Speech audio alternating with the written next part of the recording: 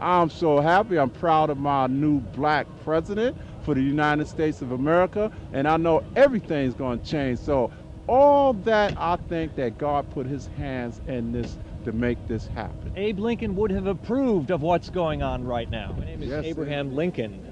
I'm the 16th President of the United States of America. Here we are at the 44th presidential inaugural, where Barack Obama has just become the President of the United States. Those are pretty extraordinary words, aren't they? And so there's so many volunteers from all over the country who have come, and we have with us Andrea Thompson.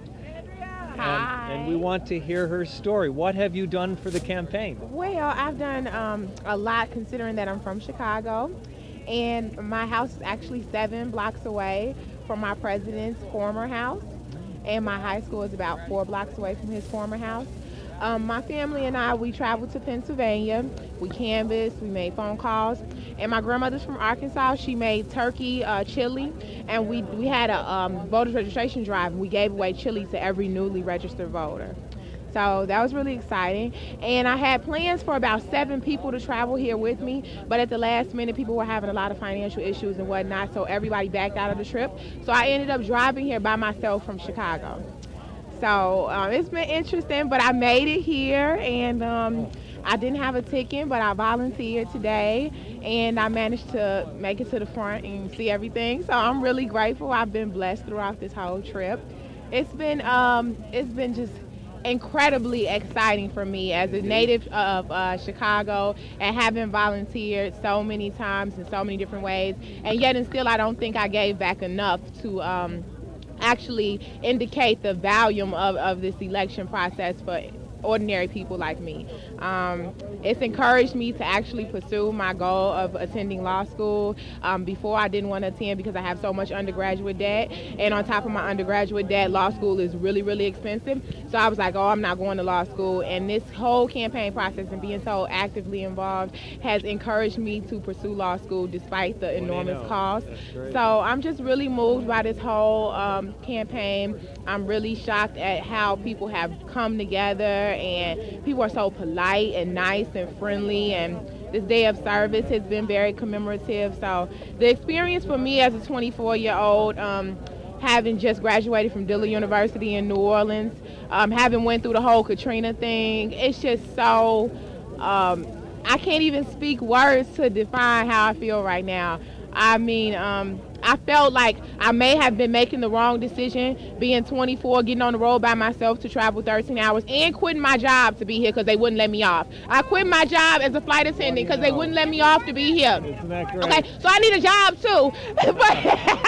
but no, I do not regret it at all. I quit my job to be here. I traveled 12 hours from Chicago by myself, drove to be here, and I volunteered, and I do not regret it. It was a life-defining moment, and I'm just so happy to be here with everybody in Washington, D.C. Let me ask you something.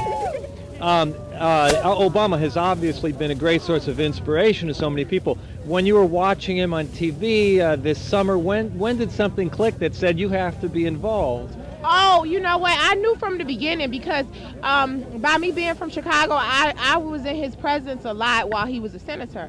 And he came to a lot of community festivals, and he always spoke. And when he spoke, you knew it was something special about him. Indeed. Like, you can tell that he was a very affluent and naturally and genuinely charming person. Almost like as charming as Abraham Lincoln. Oh, yeah, exactly. So you would think that, like, as a politician, he just polishes that on. Right. And he's able to do that, you know, as kind of like a show for the public. But you can tell with him that it's very genuine. And that was before he even started running. So I was impressed with him from the beginning. And I knew I had to get involved initially because I knew that he had a really good chance, if not being elected president, but at least being nominated by the Democratic Party. So I knew I had to be involved in this because it would be historic. And when he won Iowa, I knew it was on and popping then. I knew. Andrea Thompson from Illinois, volunteer and patriot.